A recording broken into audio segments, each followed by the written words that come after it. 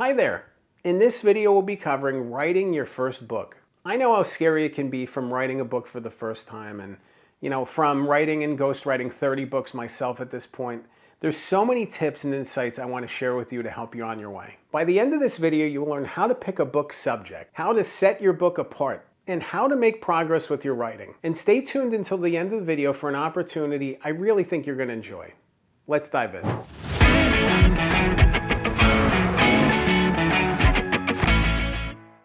So you're interested in writing a book. What an awesome feeling. It's so inspiring when I meet with authors who are on that path for the first time and excited about a book and overwhelmed because there's so much. There is so much information out there that you need to learn about books.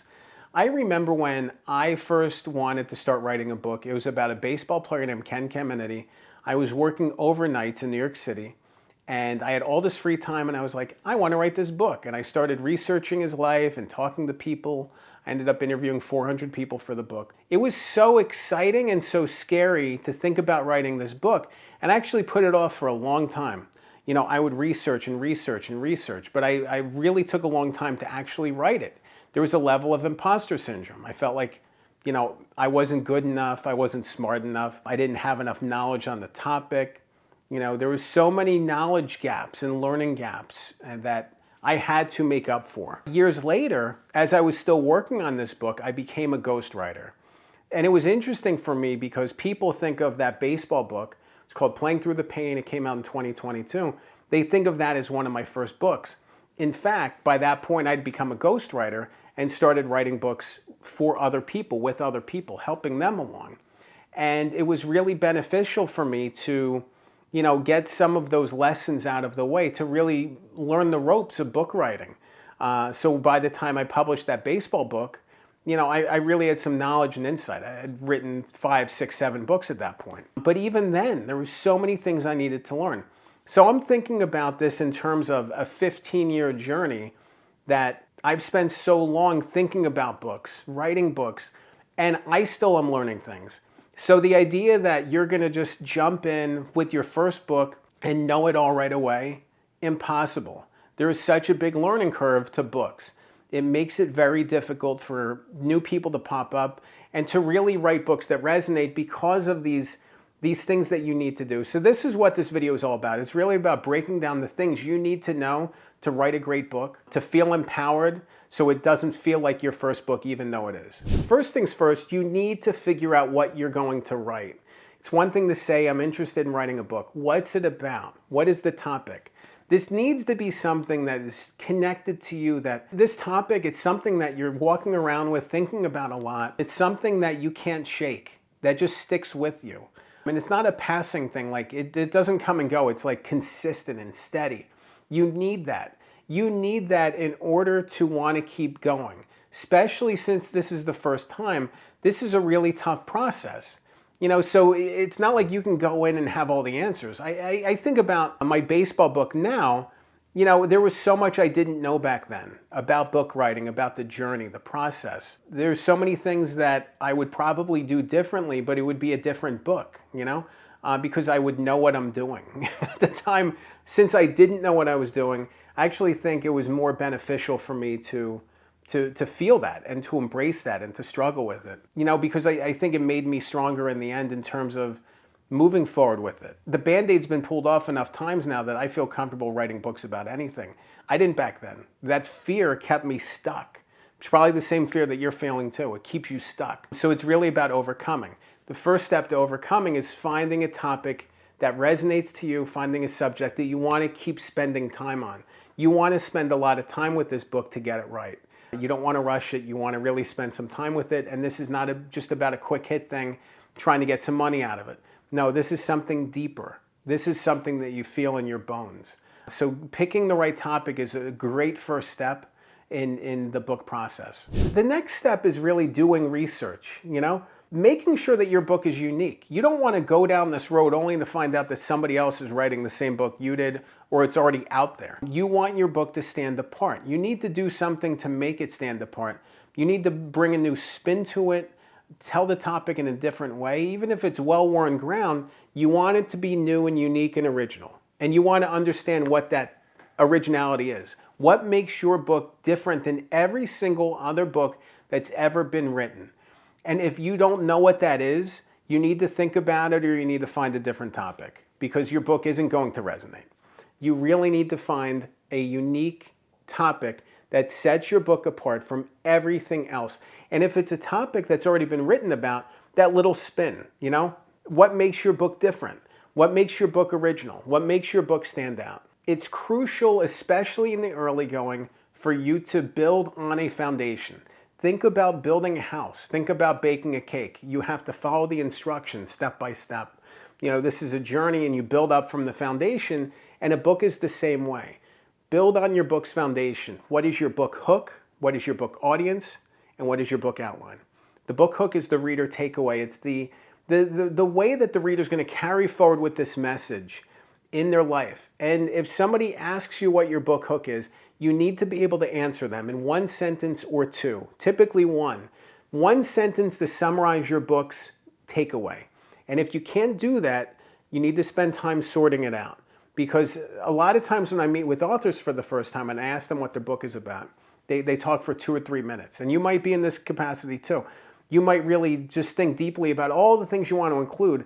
What is that one sentence summary, that one sentence top line that explains the entire book, that explains the why someone would want to read it, why someone would want to go through this whole process?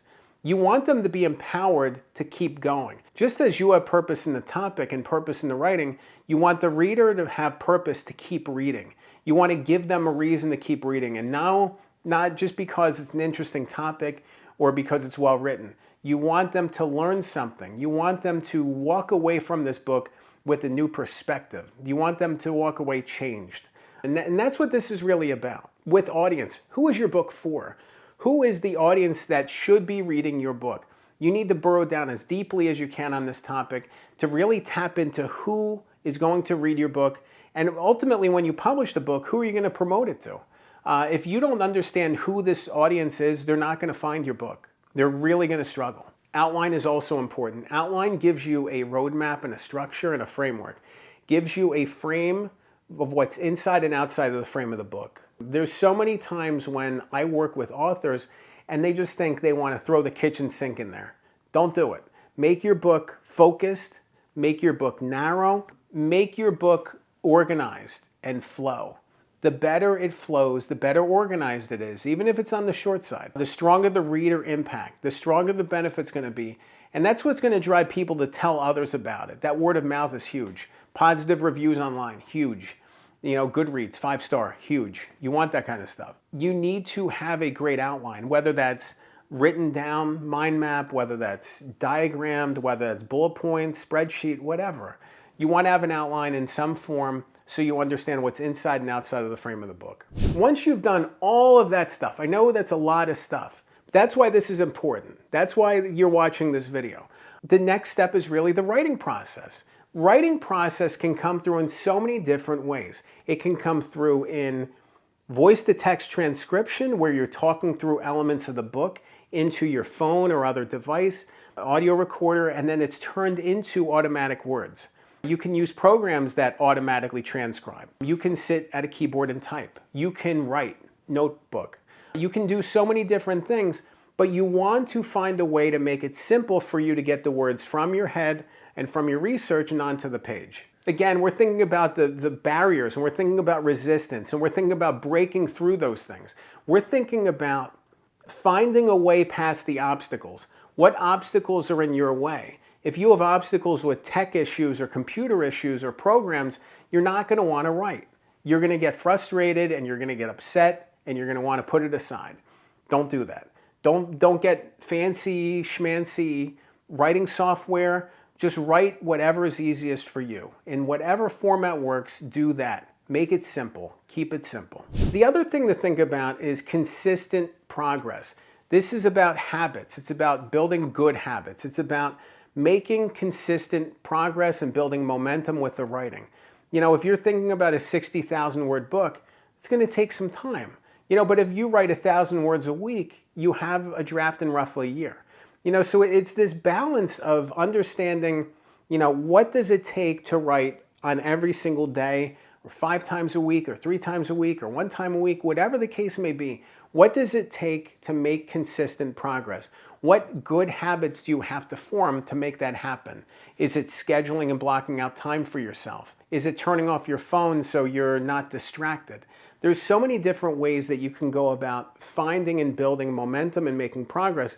But if you break things down into digestible pieces and you cut out the things that are getting in the way from you getting it done, whether that's changing your schedule around, maybe you're working later or earlier, whether it's blocking out time during the middle of the day, whether it's just spending 20 minutes just typing away and just putting whatever you can onto the page, find a way, plan it out, figure it out what works best, figure out the challenges and obstacles, and figure out solutions to get past them. One more thing I want you to think about is the path to publication.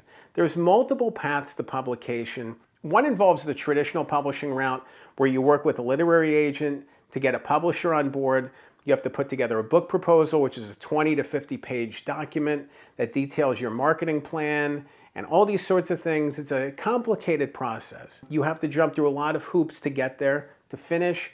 Maybe somebody says yes, and then you keep moving forward with the book. The other option is to self-publish. Self-publishing allows a lot more control to authors, but at the same time, there's out-of-pocket costs, whereas with traditional publishing, all of those costs are typically covered. You might even get an advance ahead of the publication date, but at the same time, with self-publishing, you have more control. There's less gatekeeping. You have no one telling you whether or not your story is any good, marketable, whatever they want to call it. And at the same time, you can rush the publication faster. You can get a book out there faster. At the end of the day, promoting your book is really up to you. You can promote it all you want, or you cannot promote it all you want. It really depends on the topic. It depends on your goals. All those sorts of things come into play. But it can be so powerful to publish a book. And I'm telling you this, when you're holding a traditionally published book versus a really well done self-published book, you can't tell the difference because you're working with the same professionals either way, and it doesn't feel different. As an author, when you're holding one against the other, they feel the same. They're both awesome, they're both special, but it's really important to think about what path you want to choose. If you're interested in more visibility and getting your book in more places, you might want to follow the traditional route, especially if you have a pretty big platform. And if you don't, self-publishing is a great option. Don't get discouraged. There's a lot of things along the way that can discourage you in this process, but hold true. Hold firm to your dreams about your book and keep going because this is worth it. This book process is worth it. The juice is worth the squeeze, and you just want to never give up with this. You want to never give up. Just keep going, and good things can happen. If you want to learn more about writing your first book, I'd love for you to schedule a call with me. Book a one-on-one call. I'd love to talk to hear more about your story, learn more about the challenges you're facing, and discuss opportunities moving forward. So just head to goodghostwriter.com. You can click the link below and book a one-on-one call with me. Remember, a good book can change your life. I'm Dan Good. Thanks for watching.